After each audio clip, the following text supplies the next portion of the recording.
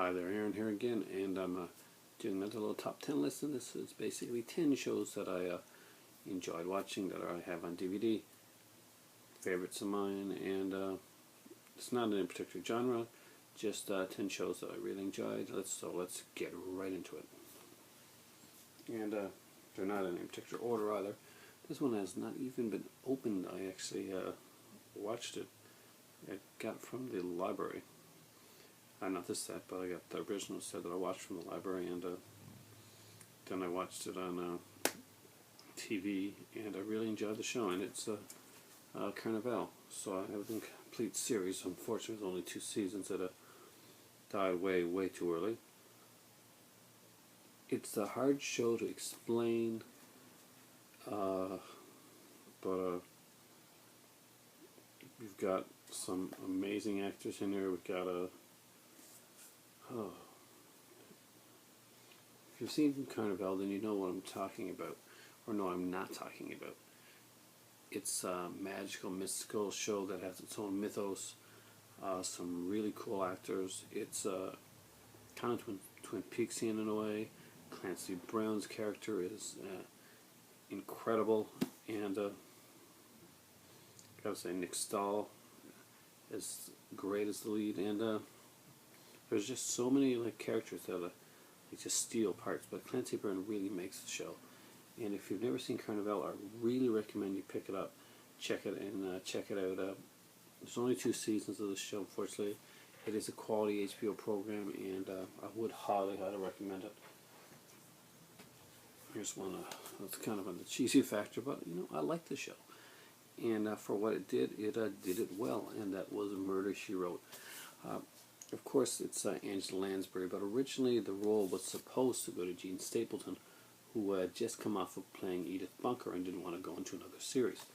But Murder, She Wrote is basically, it's a murder show that had a lot of guest stars and a fun little 40-minute program that you tried to guess who it was. A lot of actors that had pretty much done as much as they were going to do at that time, sadly, in films, could get roles on Murder, She Wrote. You got Janet Leigh, Dean Jones, Frank Gorshin, Eli Wallach, Dean Stockwell, Shirley Jones. That's just some of the many guest stars that would be on the show. Murder, She Wrote is a fun series. It's a mystery series. It's a very formulaic, but I enjoy it. Murder, She Wrote is a good series. This is one I can watch all day long. Mission Impossible. And I have watched all day long. This is not one of the better seasons. Actually, this is season 5 when they started to change Mission Impossible and take out some of the things that made Mission Impossible good in the first place. Season 5 had Leslie Warren. Yeah, there were some pretty big actors in this. This season, I think, there's Paris on it. So yeah, Leonard Nimoy is in this as well. For all you Star Trek fans, Mission Impossible was a great series. Huge fan, and it was just a fun spy series. Got a little bit too much into the gangster stuff near the end, but still, Mission Impossible is a great series, and I think this one season has him going back home and kind of having to do a mission, more of a personal mission. I really like this much better than the movies, although Ghost Protocol was probably the best and the only really good Mission Impossible film. But the series is amazing, and I recommend it highly. This is one of the funniest shows that ever came on, one of the most innovative, and sadly one of the most overlooked. SCTV, Second City Television, Network 90. SCTV had a lot of was done in Canada, and therefore was not as well known as its the brethren over in the U.S. Saturday Night Live. However, Saturday Night Live wasn't as cleverly written as SCTV was, nor did it have the depth of characterization or writing. SCTV is basically a series about a little local TV station, and it spun out into a lot of different little things throughout the way. Characters made it big. Bob Doug McKenzie, of course, became the McKenzie brothers, who did the movie Strange Brew with Max von Sydow as the villain, actually. And not too long ago, actually a few years back, they actually ran an animated series for the McKenzie brothers as well, which actually was pretty good. But the whole series itself, there's some great stuff. There's one takeoff on an old science fiction movie called Zontar, and there was one particularly cool episode where basically SCTV is taken over by a Russian station, and it's incredible. This is where John Candy, Eugene Levy, Rick Moranis, this is where they all got their start at. Catherine O'Hara, Andrea Martin, great stuff. And if you've never seen SCTV, you really, out of all the stuff here, you really owe it to yourself to go out and check it out.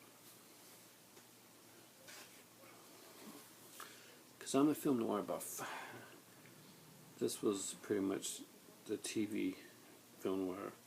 And I'm really proud to have gotten this series, and it was Mike Hammer. Mickey Explains Mike Hammer, Private Eye. Stacy Keach did an incredible job.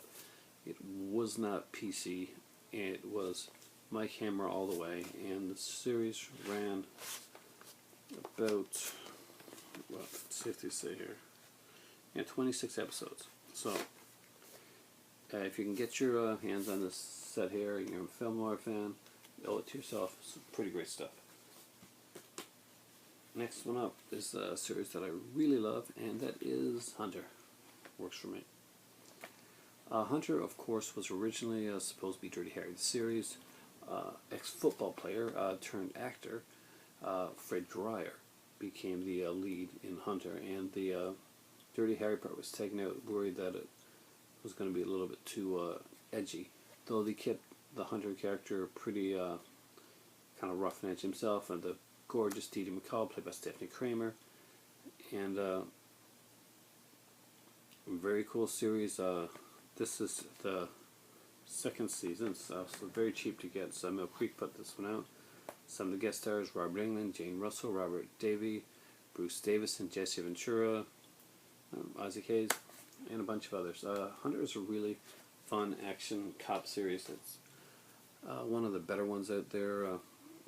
Strongly recommended, and great show. A lot of people watch the new one, but here's the original. Book 'em down. Hawaii Five-0 was brutal. It pulled no punches in the way that it went after its villains. He shot and killed a lot of people in this series. Jack Lord was not the first choice for the role, and actually was kind of gotten out the last minute. This series would change a lot over the years. They would lose one of their cast members in the 10th season. Actually, in the early on season, lost the one cast member in, I think, season 4. Season 10, they lost an important cast member whose character is offed in a surprising, shocking episode. And by season 12, usual bad guy heavy William Smith is actually one of the stars of the show. And Hawaii Five-0 was, if you watch the new one, you owe it to yourself to watch the original. Great show. Very different. A little fat, but a very cool little fat. Here's one that doesn't get a lot of credit. The Adventures of Superboy.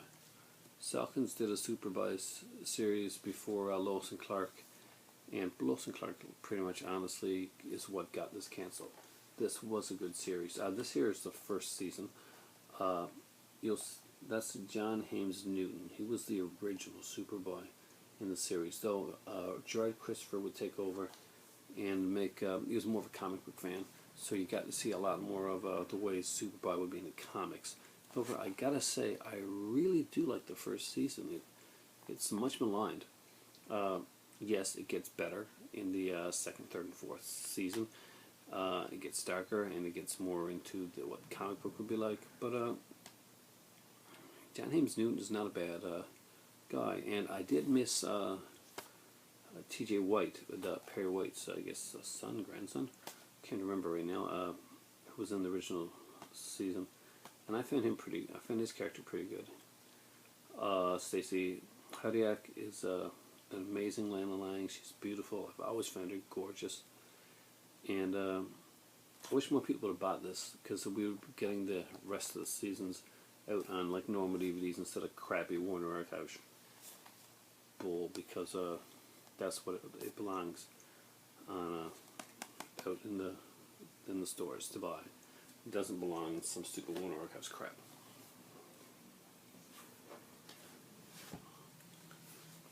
Starsky and Hutch, way more brutal than you expect. Incredible show, great actors. The episode where I think it's Hutch gets strung out on heroin is pretty damn brutal.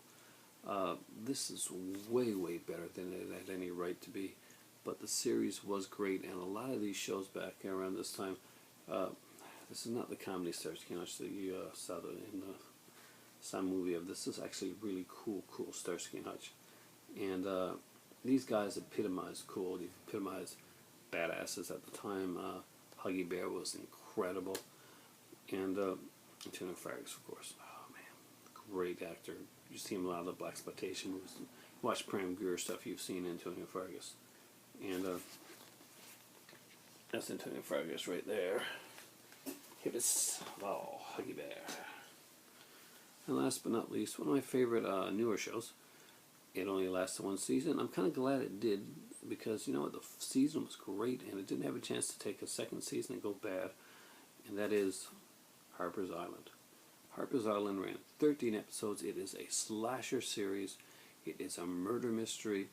It is one of those keep you guessing who did it, shocking conclusion, freaky ass shows with some great kills, some great actors. Harpers Island is an incredible series. It is a 1, 2, 3, 4 to set, and honestly, just pick it up. Just when you think you got it figured out, it changes around. It's a cool mystery. There was like webisodes that were done too. That's on here as well, which is another little added bit to the mystery. But Harpers Island is a great series. If you're a slasher fan, if you're a mystery fan, if you're a horror fan, if you're just a good TV fan, Harpers Island is something you really should pick up. It's something that should be supported, because not enough shows like this are made, and this is probably one of the best of its kind. That being said, I'm probably going to rewatch Harpers Island fairly soon. I'm probably going to watch a few episodes of each of those shows, but right now I think I'm going to lie back, have some tea, and maybe watch an episode of Superboy, because there's actually some pretty good flying and wire works in that series. And time for tea. Have a good night.